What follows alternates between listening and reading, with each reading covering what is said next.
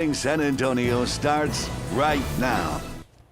And good morning. It is 8:58, 4th of July weekend coming up. The 4th is on Sunday, so everybody's going to take off on Monday. A lot of us be taking off. A lot of y'all will be taking off on Monday. But big weekend. And, of course, this weekend means hamburgers. It means hot dogs. It means cold drinks. And it means maybe some ice cream. And, of course, watermelon. Got to have the watermelon on 4th of July, right? A sweet watermelon. That's what we're talking about this morning. 3 simple tricks that can help you pick the sweetest watermelon. So there's different tips. The first one is find the yellow belly or the field spot. That field spot should be large yellow patch on one side of the melon. So what you're looking for is where the melon was on the ground while it was growing. And the bigger that yellow patch where it was sitting on the ground means the better the watermelon.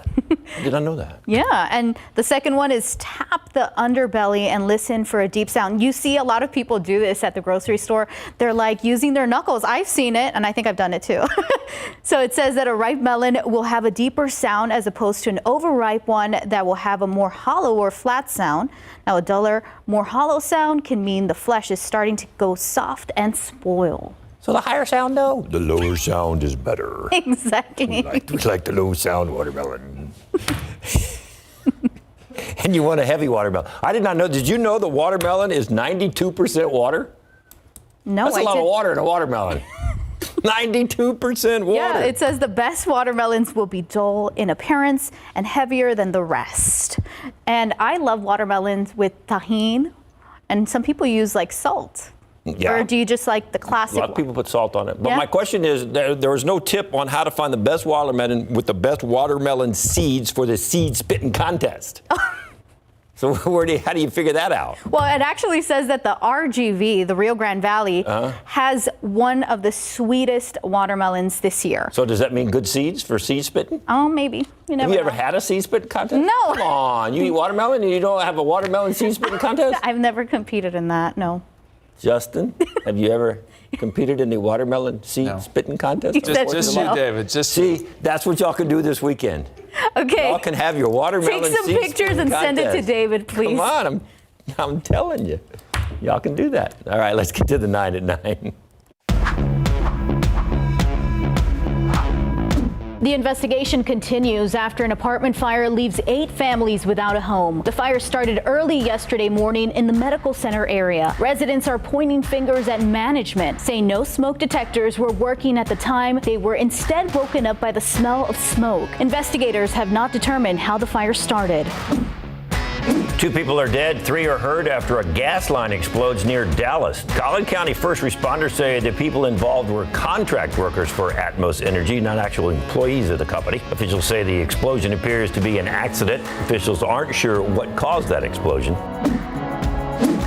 The death toll continues to rise in the Florida condo collapse. Officials are confirming 11 deaths and at least 150 are still missing. A rescue worker was also hurt after tumbling 25 feet into the rubble. Officials say they are making significant progress despite the brutal challenges they are facing. U.S. forces are attacked by rocket fire 1 day after the U.S. carried out airstrikes on Iranian-backed militias. The rockets hit near a facility that houses around 900 U.S. troops. No injuries have been reported. Tropical depression Danny is now hovering over Georgia and Alabama. The storm made landfall as a tropical storm in South Carolina last night, bringing high winds and heavy rain. It quickly weakened to a depression. Some areas are still preparing for up to 3 inches of rain. Canada sets a new all-time high temperature of more than 117 degrees. The demand for air conditioners skyrocket in the Pacific Northwest as well. When summer temperatures usually don't reach the 90s, experts say the heat wave could last for several more days, but relief is in sight.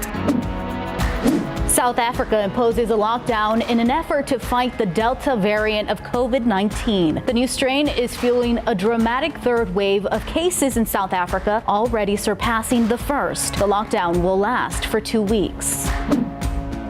And millions of homeowners who fell behind on mortgage payments during the pandemic are getting more protections against foreclosure. The Consumer Financial Protection Bureau is putting new rules in place requiring that lenders do more to help homeowners find an easy way to repay before they foreclose. If you're one of the millions hitting the road for the holiday weekend, expect to pay at the pump. A shortage of fuel truck drivers, along with a travel surge, could push the national average to nearly $3.50. Locally, prices will hover under $3. And that's today's 9 at 9. All right, we're going to show you live cam, but as we show you live cam, I just want you to know that there's an actual world record for watermelon seed spitting. 75 feet 2 inches, and it was set by somebody right here in Texas, De Leon, Texas. How about that? 75 feet spitting watermelon seeds. The stuff you researched, Dave. That's a long way. He will be my phone a friend when I ever get on Who Wants to Be a Millionaire. He's got all the fun facts. There you go. That's interesting, though. That's a long way.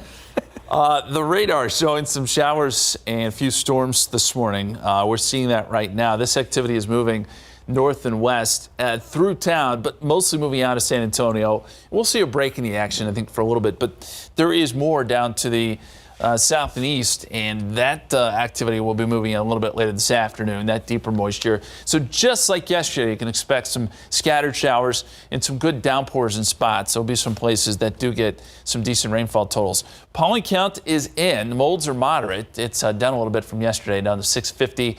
Pigweed is low. Your forecast today, about a 40% chance of rain. Clouds will keep temperatures in the upper 80s, close to 90. Easterly winds 5 to 15 miles per hour. More rain chances down the line. 7-day forecast is pretty busy.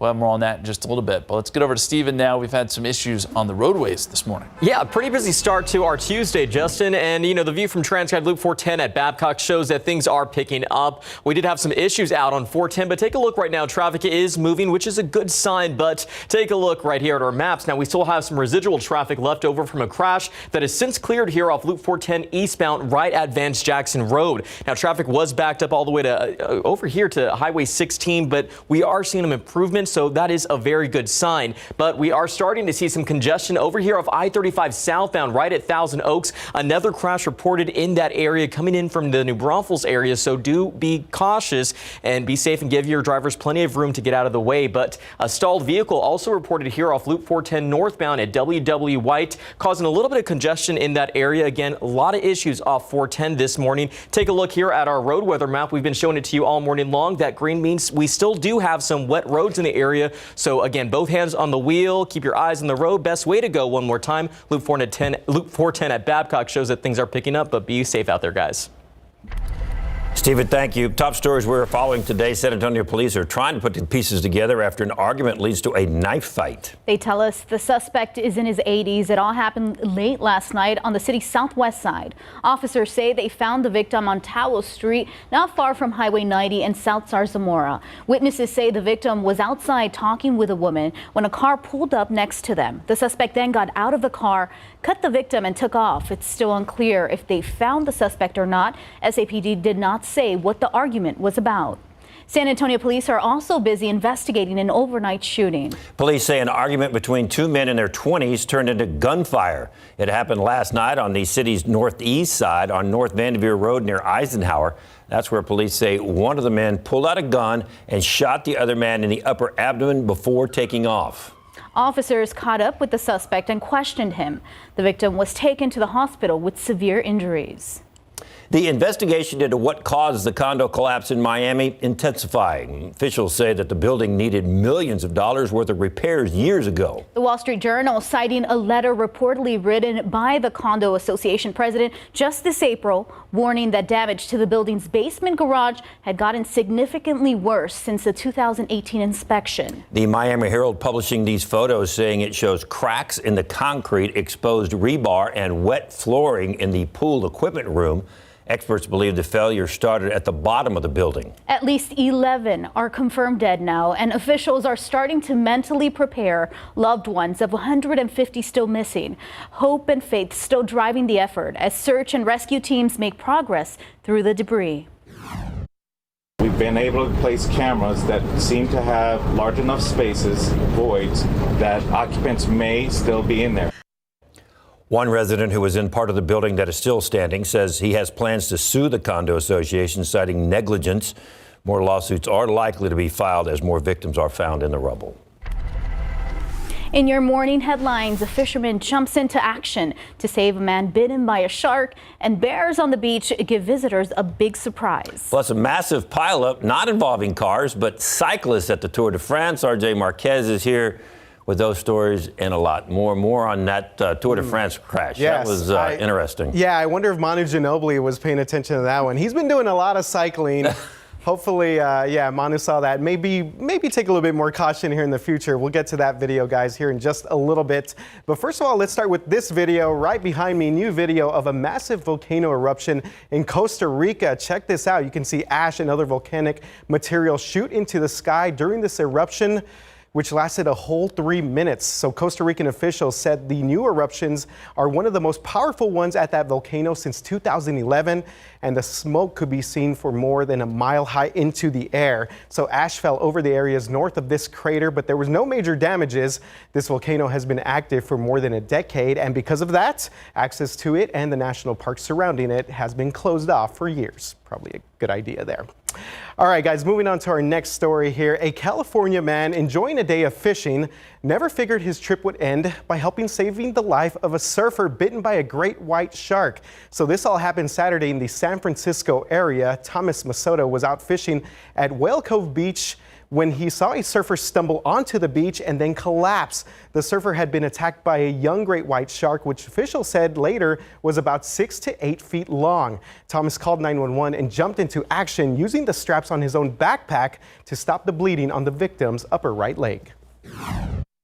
And luckily the straps detach from here, so I was able to unclip them and use them as the tourniquet. It was crazy how calm the victim was under. I think I was almost more panicked than him. Might have saved the guy by fishing.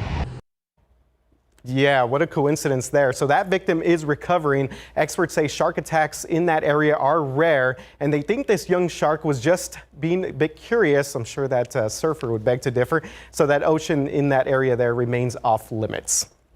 Okay, guys, we have some shark tales this morning, and now how about some bears apparently wanting to get into the action, the beach going action. Check out this video behind me. A mama bear and her cubs just decided to hang out over the weekend in the water in South Lake Tahoe. So beachgoers got a big surprise when this bear family just walked onto the beach. People there said the mama bear grabbed the family's cooler and then started eating all of their leftovers. Then they all decided just to take a family swim. So one of the beachgoers, Jen Watkins, recorded the whole thing. There was a little bit of like Yogi Bear in the whole situation. It was exciting. It was really, for the most part, people just stood back and were, enjoying the moment. It was super cute. We weren't at the zoo, but it felt like it. Yeah, David over here with the Yogi Bear sound effects. There you go. Yeah, fish and wildlife experts say these encounters are becoming more common, so they want to make sure people stay safe and respect the bear's space. So this isn't the first time it's happened at this spot. 5 years ago, another family of bears started swimming with everyone else, just like it was another day at the beach. Pretty cool experience there.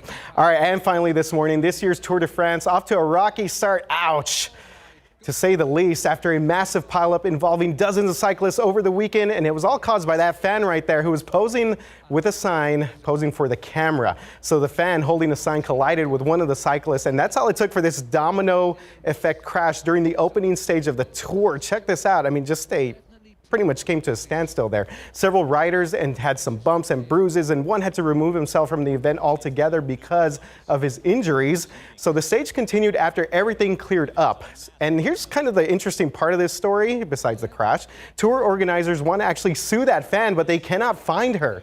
They think she took off back home to Germany. They also have a message to other fans: please don't do this. Don't risk hurting yourself or others by taking selfies on the road. And that's what I was going to ask. Pretty safe advice. What happened to this person holding the sign? She apparently took off. Yeah, I guess she got wind that they were maybe going to charge her with a few things, but yeah. Also, it's kind of weird that spectators are just that close. Always have been, and there have been problems with spectators before, reaching out and trying to, high five the rider. Well. The bear stories, that's one of the all-time. I mean, just hanging out on the beach like everybody else. Yep. I love the fact they borrowed somebody's cooler for some lunch. Sure. Hey, you gotta eat, right? If you're at the I like that people around were so relaxed too. Like they're like, okay. It's the bear family. All right. They come to enjoy Looked like the beach. everyone was having a good time. All right, thanks, RJ. Thanks, guys. 9:12, 77 degrees, still ahead on GMSA at 9. As we wrap up Pride Month, we take a deeper dive into the historic building known as the Bonham Exchange and how it was transformed from an old house to a vibrant gay nightclub. And later on, if you're planning a beach trip this weekend, look out for the bears. We have some tips you need to know, including what to do if you're stung by a jellyfish. Good morning, I'm Max Massey. We are here at the Riverwalk. We are talking about the next big river parade. Take a look around. We're going to give you an inside look in the Armed Forces Parade set for this Saturday. We're going to explain right after the break. And welcome back, 916 Fiesta 2021 now over, but that doesn't mean the river parades need to stop. We've got so much to celebrate here in the Alamo City, including our military. This weekend is the Armed Forces Parade. Max Massey joins us on the Riverwalk. Max, what is the plan for this weekend? Good morning, guys. Well, first and foremost, take a look around. So much red, white, and blue. Gotta love it out here at the Riverwalk. The plan for this weekend, 11 a.m. Saturday. We have 18 floats, and we have so much to talk about. Joined here with Gabriella. So, Gabriella, what are you most looking forward to this weekend? Good morning, Max. I am most looking forward to just being a part of this parade. It means a lot for the military and just showing that support with San Antonio and all the support they give us. All right, now I was just very excited about it. You look around, you see all the flags. We're still in the process. Still got a few days to get ready for the big parade. When you look around, how do you feel? Max, it's an honor, a privilege, an honor, a pleasure just to even be selected to have the opportunity to join in this parade and what it means for Military USA here in San Antonio. All right, we got a lot of people watching, a lot of people ready for the parade this weekend. What is your message to them? My message to them, I hope everyone comes out to join us. I am looking forward to seeing everyone.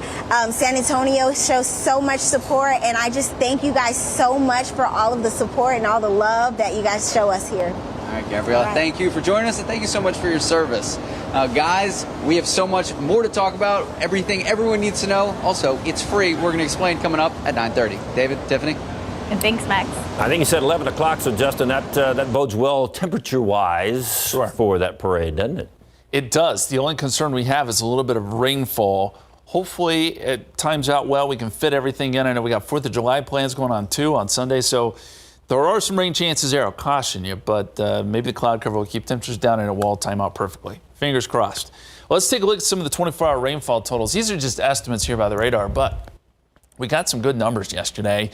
You'll notice some bigger totals out near Bandera, Medina Lake, Condo down to Divine, and then to the south and east of San Antonio, places like Yorktown. As you get down towards Kennedy, some pretty decent rain. There was kind of a hole over parts of northern Bexar County and Comal County. That was kind of the one area that didn't see much rain yesterday. But hopefully if you didn't get rain, you got another chance today. There's more showers and storms on the radar this morning. And we've had some passing rain through San Antonio. Little area right there on the west side, just west of 1604, moving northwest towards Medina Lake, just north of Medina Lake, another little cell there around Castroville. These are quick moving showers, but they'll produce some downpours. They'll last maybe 30 seconds to a minute or two. And with some of these heavier rain showers you see down here around Port Lavaca, Victoria, these may put down 1/4 of an inch, maybe up to 1/2 an inch. And this swath of moisture is working its way towards our area yet again. So by the afternoon, especially with some daytime heating, we should get some decent coverage as far as showers and storms are concerned. There's a look at the satellite picture, and we have quite a bit of cloud cover at the moment. That'll help with temperatures today. Yesterday we got up to 90. I'm looking for the same temperatures, same kind of temperatures today, maybe even a little bit cooler because we'll have those clouds around. Water vapor shows we got a nice swirl in the atmosphere down here in Mexico that continues to usher in that Gulf moisture. It's in a good place for us to continue to get some unsettled weather. And so that continues with the computer models today showing scattered showers and storms. This is around 3 o'clock. And then by 10 o'clock into the overnight hours, you'll see things sort of die down a little bit and then pick back up again tomorrow afternoon. Although on Wednesday, we should see a little bit less in the way of coverage as high pressure begins to build in. and rain chances taper off just a little bit. Right now, we've got mostly cloudy skies, 77 degrees at the airport. Easterly winds at about 11 miles per hour. Temperatures trying to climb into the 80s at this hour. 79 Pleasanton, 79 Carrizo Springs. We are up to 80 in Del Rio, and our forecast today calls for a 40% chance of rain. We'll top out close to 88 degrees. High pressures on either side of the country. That big high pressure across the Pacific Northwest generated some huge numbers yesterday. Very quickly, we'll go over some of those records. Portland, all-time max temperature. Seattle, all-time max temperature. Washington, all-time max temperature. Canada, the country, all-time max temperature. They get up to 118. Our record high here in San Antonio, all-time record high, 111. Just to give you some perspective, these numbers way out of the ordinary. Very odd pattern, but that high pressure is finally moving. They'll see some cooler temperatures today. For us, 40% chance of rain, 30% chance tomorrow. Lower chances Thursday and Friday. Then, as we mentioned, they pick back up over the weekend, guys. All right. Thanks, Justin. Still ahead on GMSA at 9, some beach trip tips to put you back in pocket if you're planning a weekend in the same. And welcome back. With the holiday weekend coming up, many of you are off to the beach. So besides bringing the sunscreen and drinks, what are some other things you might forget to prepare for when you head to the beach? For those answers, we bring in nurse practitioner Marlisa Treviño. Good morning. Good morning. All right, Marlisa, let's start with this one. This seems kind of odd, but it happens. Swimmers get ear infections. Why, and what can you do to keep from getting that ear infection if you're going to the beach? So swimmer's ear is an infection of the canal that a person gets when they are at the beach and they get water in their ear. That water sits in the ear canal and provides the perfect environment for an infection. If you do get water in your ear, you want to make sure that you dry it out with a towel and you apply maybe some homemade half vinegar, half rubbing alcohol in the canal to help dry the ear and prevent an infection. Now, Marlisa, if someone gets a bad sunburn, what's the best response for treating that condition? Okay, so number one, you want to apply aloe vera or hydrocortisone liberally over the burn. You also want to drink a lot of water. Whenever we get burned, our body kind of draws all that fluid to the actual burn site. So drinking a lot of fluid and applying that aloe vera. Sometimes those sunburns can actually lead to an infection. Signs and symptoms of an infection of a sunburn are blistering, redness, maybe some high fever, nausea, chills. If you get any of that, please go ahead and visit a medical professional like us at CVS Minute Clinic. All right, Marlisa, we know that a lot of people have been stuck inside because of the pandemic, maybe haven't been to the beach in a while, and you're reminding us of some of the things that we need to look out for. There's also one of those little things that might get you when you're like not very far into the water is those jellyfish, and those things hurt. So what do you do when you get stung by a jellyfish? Okay, great question. So if it's a common jellyfish, one of those with the round circular head, you just want to clean the area with seawater, kind of flush it really nicely, and then just apply some antibiotic cream that you get over the counter, and just kind of rest and maybe put a little light bandage on it. Marlisa, what do we expect this summer? What are one of those things that are going to happen? Oof. There are a lot of sea lice out there. Sea lice are actually little tiny microscopic jellyfish. If you get any of those, just go ahead and wash yourself off with the seawater as well. They get very itchy, and so you can apply some calamine lotion. So just be on the lookout for those little creatures. Real quick, Marlisa, we know you've given us some kind of the odd things that happen on the beach, but just review real fast for some of the basics that you need to have when you head for the beach this summer. Sunblock, sunscreen. I highly recommend sunscreen SPF of 30 or greater. It blocks both UVA and UVB rays. And you also want to make sure you have a nice hat, one with a wide brim, maybe someone that has a little cape at the back to kind of protect your neck and your ears. That'll also protect you from sunburns. Marlisa, thank you so much for joining us this morning. Great summer tips when you head to the beach. Thanks. Appreciate it. Unfortunately, we did not have time to ask her about bears at the beach. No, we didn't. What do you do about that? But We'll have to call her later. you're on your own. Good luck. See that bear. 928, 77 degrees. We're talking a little more about our most recent Tejano Moment series. Coming up in the next half hour, GMSA producer Rosalyn Jimenez joins us for a debrief about the Texas Revolutionist.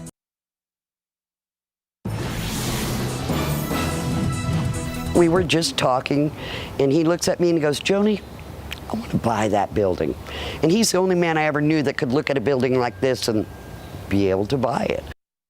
We are celebrating Pride Month this June, and one of the most historic gay nightclubs in the country is right here in downtown San Antonio. The Bonham Exchange has been in operation since 1981, and the man who bought it was a local developer and businessman named Arthur Happy Veltman.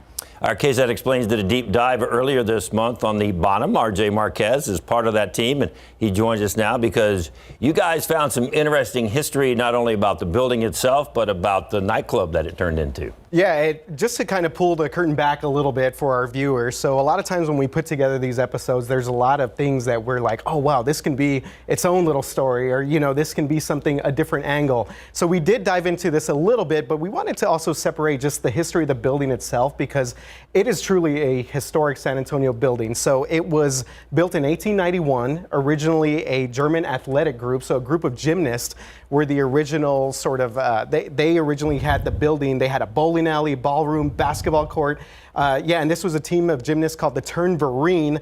And of course, the building is named after James Bonham, and he's a soldier who died, of course, at the Battle of the Alamo. So, I mean, we're going back more than a century when it comes to the Bonham, and it's really still an impressive building. A lot of research. And how did Happy Veltman get into the picture and buy the building? Yeah, so of course, Happy Veltman, that gentleman that you saw right there. So what happened was that in the 1930s, obviously, the German sentiment, not great here in the United States, so they had to sell the building and ended up becoming a USO, and then later a post office storage station facility. So it was going to get torn down. And so Happy Veltman came along. He was the owner of the San Antonio Country nightclub. And so what happened was that Happy in the late 1970s sold the San Antonio Country nightclub, and with the money he basically bought the Bonham building. And this was a guy who loved architecture. Happy Veltman was a developer. He was part of the Riverwalk planning, part of the Blue Star Arts Complex planning. So really just a huge influence in San Antonio. Really involved. Yeah.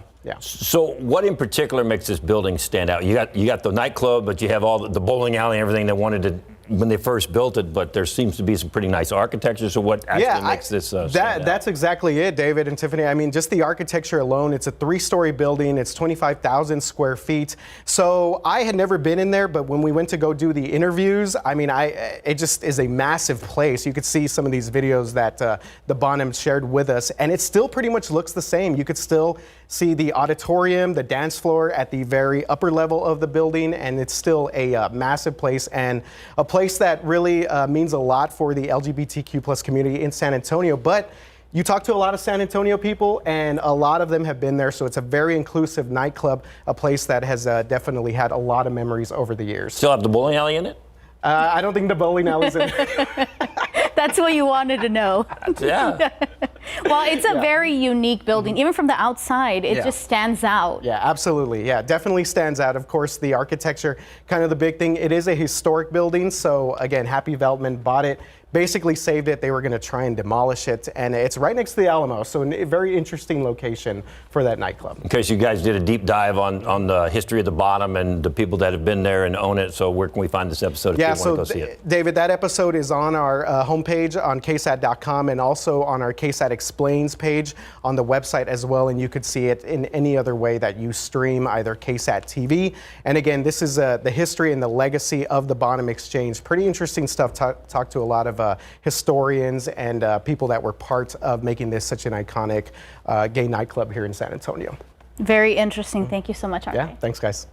All right, let's head outside with live cam. It's not exactly blistering hot yet, thanks to the clouds and a little bit of rain here and there, but you probably can count on some mugginess with all the rain. Huh? That's for sure. It kind of feels like a tropical atmosphere out there. Really, it is. We've got deep moisture coming in from the Gulf of Mexico, and it's generating scattered downpours. Nothing severe.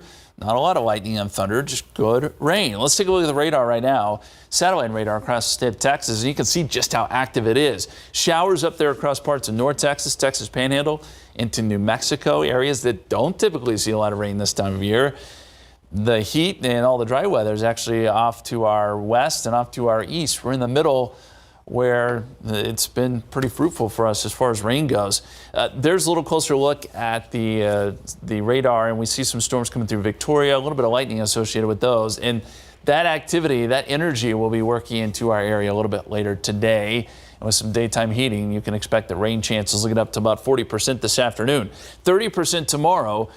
Those rain chances taper off a little bit Thursday and Friday and then build back over the weekend. As it stands right now, about a 40% chance both Saturday and Sunday. We'll take a closer look at that forecast and the tropics coming up here in just a few minutes, guys. All right, Justin, thank you very much. Hey, the Armed Forces Parade here in Military City, USA is a free patriotic parade dedicated to the men and women who serve in all branches of the armed forces. The parade is set for this Saturday at 11 a.m. Max Massey joins us live at the Riverwalk as they start to prepare the floats. Max, good morning. How does it look out there? Good morning, guys. I'll tell you what, if I didn't know the parade was this Saturday, these floats already look ready. We have red, white, and blue, so much patriotism. And one of the women helping put everything together, we are joined here with Maggie. So, Maggie, what should the people of San Antonio know about this weekend? Oh, Max, this is a great weekend to come down to the Riverwalk. We'll have our parade on Saturday the 3rd at 11 o'clock. It's free. Bring the family. We honor our military, all branches of our military. We have an artisan show going on. So it's a wonderful place to be this weekend. And we know the last 14, 15 months have been frustrating, to say the least, in terms of planning events. So what does it mean this year to actually have the parade? We're so ready. We were going to have it last year, and now we get to have it. And the military, they love it. They love being on the floats. They love being honored. And the citizens, since we're Military City, USA, they love getting to honor the military. And you say there are going to be flags lining the entire river? The Riverwalk's going to be beautiful. All the Riverwalk will be lined with flags. We'll be handing out flags to visitors, to guests. Come sit in the artisan for free, 11 o'clock on Saturday. All right. Thank you so much, Maggie. We're going to give you a little bit of a look at what we're seeing over here. We're going to move on our way over there. Let's see. We made it. We're going to try not to fall into the Riverwalk here. We're joined here with Hector. We can make it on over. All right. So, Hector, what does this weekend mean to you? So it means a lot to me because, you know, seeing the people of San Antonio, how much love and support they give to us, showing what they're doing out here early this morning, you know, getting everything ready. You know, where else can you go in the world and have a parade for the armed forces, you know? So it shows a lot of love and support, and it's just phenomenal. It's a great feeling, and, you know, it's more than I can express in words. All right, if you had one thing to say to the people watching right now, what would it be? Oh man, thank you very much for the love. Thank you very much for the support. You know, keep on doing what y'all are doing, and, you know, just San Antonio is the best thing in the world. So thank you again. All right, Hector, thank you so much, and thank you for your service. If you guys have any questions about the parade this weekend, we're gonna have all that info. Just head to KSAT.com. Tiffany, David. Thanks, Max. Thank you very much, Beck. Yeah, if you're not doing anything on Saturday morning, head down to the river. It's one of those fantastic parades. You don't want to miss it. It's a chance for you to honor the military here in San Antonio. And congratulations to them and thank them for their service, and enjoy that parade on Saturday. So wonderful. Time now 9:40, 77 degrees outside. A Texas revolutionist is dubbed Father of Texas by a local historian, and it's not Stephen F. Austin. After the break, we're talking about Don Jose Antonio Navarro in our Tejano Moments debrief. Welcome back. Over the past week, we have aired a 3-part Tejano Moments series about Texas hero Don Jose Antonio Navarro. Historians say he was one of the many Tejanos who fought and died for a free Texas. Mostly a politician during his lifetime, Rudy Rodriguez, the founder of TexasTejano.com, says Navarro's political success is what helped shape Texas to the state we know today. Navarro's ability as being a successful merchant and then a well-respected politician earns him his position in the community, earns his position among the other leaders in Texas at the time on both sides of the river. It took some time for him to earn that position in his community, and there is a lot more to the history of him helping claim Texas independence. And joining us this morning to talk about Navarro is GMSA producer Rosalind Jimenez. She put together this series and all these stories. So good morning. Good morning, guys. Rosalind, can you start off by explaining who Tejanos are? So, of course, you know, being in South Texas, you hear the term a lot, and most everybody knows, but there's still going to be a few people that don't. Tejanos are descendants of the first Spanish, Mexican, and indigenous families of the Texas frontier dating back to 1690. Historically, the Spanish term Tejanos has been used to identify various groups of people. During the Spanish colonial era, it was mainly used to Spanish settlers after they came to the U.S. and gained independence from the Republic of Texas. The term was mostly used for Spanish-speaking Texans, Hispanicized Germans, and other Spanish-speaking people. So why is Don Jose Antonio Navarro so important to the state of Texas? Well, first of all, he's from San Antonio himself. So he was not only from here, but he was a leader in the Texas Revolution. And he, along with his brothers, they managed their family merchant and ranching businesses, but he tended to focus more on the business side of things. As time went on, he really discovered that he liked reading and got into law and politics, and he became a lawyer by trade. He got involved with the community, and he ended up becoming a councilman, a judge, and later even the mayor. He's an important figure in Texas history because he spoke on behalf of Tejanos, and he really wanted to help all the newly arriving immigrants with grants by passing congressional bills and pushing for freedom from Mexico.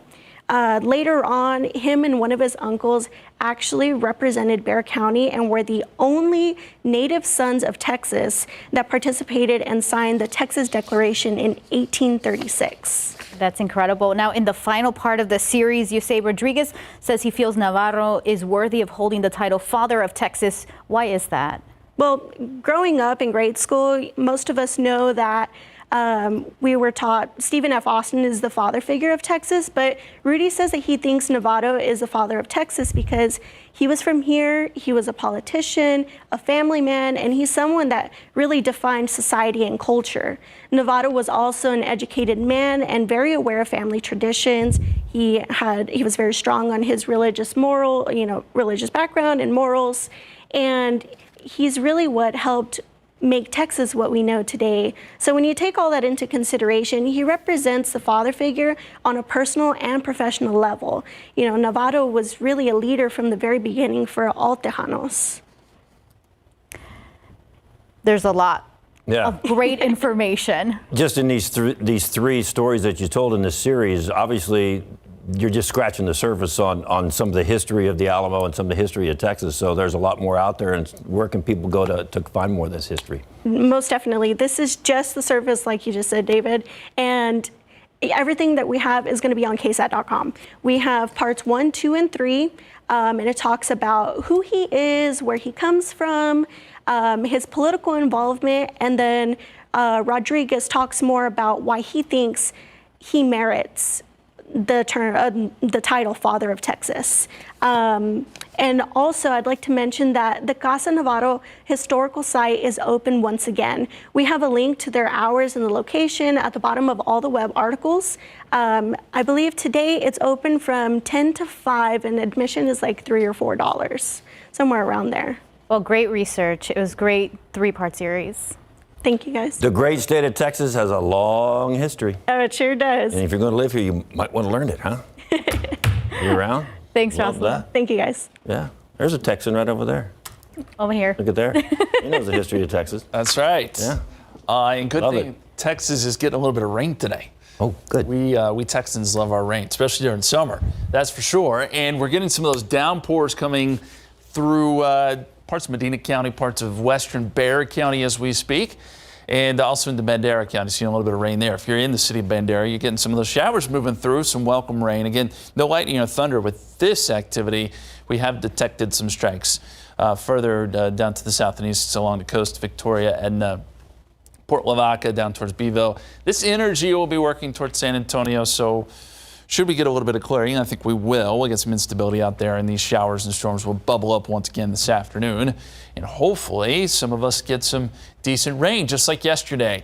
The satellite picture kind of tells the story here. We've had quite a bit of cloud cover around San Antonio, but you notice there is some clearing here, so that should allow for some instability to develop as these showers and storms move in our direction. Forecast shows that by, say, 3 o'clock today, we see a scattering of showers and storms. These will die down tonight once we lose the daytime heating and then build back tomorrow.